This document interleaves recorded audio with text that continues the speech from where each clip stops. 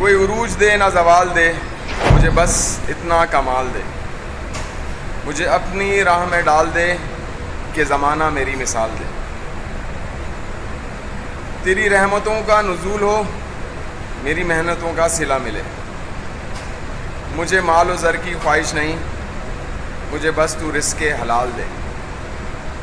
میرے ذہن میں بس تیرا ہی فکر ہو، میرے ذہن میں بس تیری ہی فکر ہو، میری سانسوں میں بس تیرا ہی ذکر ہو۔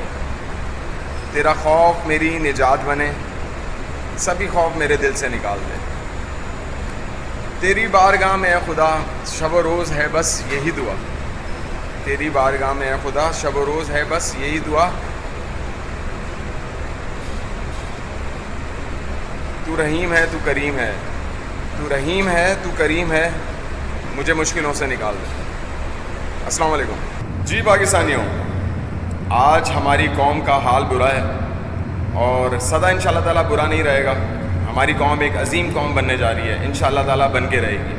اصل میں ابھی ہم فرقہ ہوئے ہیں مذہب کی وجہ سے، مذہب میں فرقہ ہونے کی وجہ سے ہم بٹے ہوئے ہیں، ایک نہیں ہے۔ اصل میں ہم اپنے آباء و اجداد کے مذہب کو صحیح ثابت کرنے کے لیے نماز، روزہ، حج، زکوٰۃ ادا کیے جا رہے ہیں۔ نماز، روزہ، حج، زکوٰۃ اسلام کے ارکان ہیں اور بہت اہم ارکان ہیں، ان سے انکار نہیں ہے، لیکن یہ ذریعہ ہیں، مقصود بن ذات نہیں ہے۔ ہم نے ان کو مقصود بن ذات سمجھ لیا۔ مقصد تو اسلام کا نظام کو قائم کرنا ہے، عبادتیں جو ہیں ساری یہ ذریعہ ہیں اللہ تک پہنچنے کا۔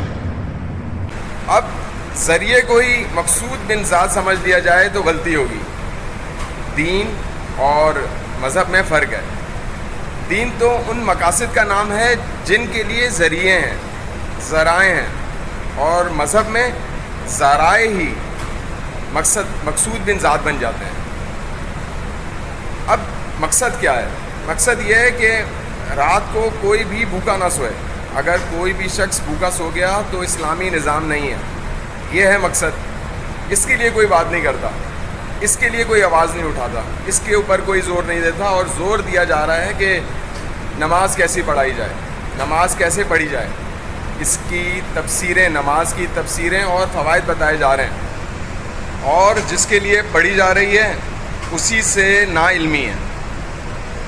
مسجد میں تالے لگے جاتے ہیں اور کورٹ کچہریاں ہوتی ہیں، کیوں بھائی؟ کہ یہ چھاتی پہ ہاتھ رکھ کے نماز پڑھتا ہے، یہ دعا مانگتا ہے۔ کسی نے زور سے آمین بول دیا تو ڈنڈے اور سوٹیاں، لاٹھیاں چل پڑی۔ کوئی مجھ سے کہتا ہے کہ آپ کی نماز نہیں ہوئی، کیوں بھائی؟ کہ آپ کی ٹخنے جو ہے نا، وہ پاجامہ جو ہے نا اس سے نیچے ہوا ہے، تھوڑا سا ٹخنے سے پاجامہ ٹونگ لیا اوپر تو نماز ہو گئی۔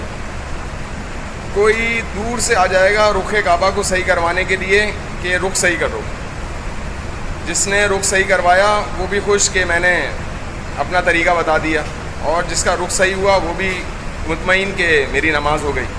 رخ کعبہ بالکل لازمی ہے، لیکن جز ہے، مقصد نہیں۔ جس طرح آرمی کے اندر کسی فوجی کا کام حفاظت کرنا ہوتا ہے، لیکن اسے 6 مہینے کی ٹریننگ دی جاتی ہے۔ اب مقصد تو حفاظت کرنا ہے، لیکن اس کو سکھایا ڈسپلن جاتا ہے، تو ٹریننگ جو ہے وہ جز ہے۔ دین کا مقصد نوع انسانی کی خدمت کرنا ہے، اس کی خوراک کا، اس کے علاج کا، اس کے رہن سہن کا تمام انتظام ہے، یہ ہے مقصد دین۔ اور اللہ تک پہنچنا، یہ تمام چیزیں جو نماز، روزہ، حج، زکوٰۃ ہیں، یہ انسان کو اللہ تک لے کے جائے گا۔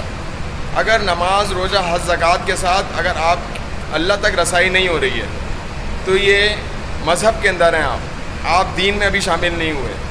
دین میں جب شامل ہوں گے جب آپ کا دل تصدیق کرے گا، آپ کا دل اللہ اللہ کرنے لگ جائے، ذکر کریں، اللہ کا ذکر کریں تاکہ آپ فلاح پا جائیں۔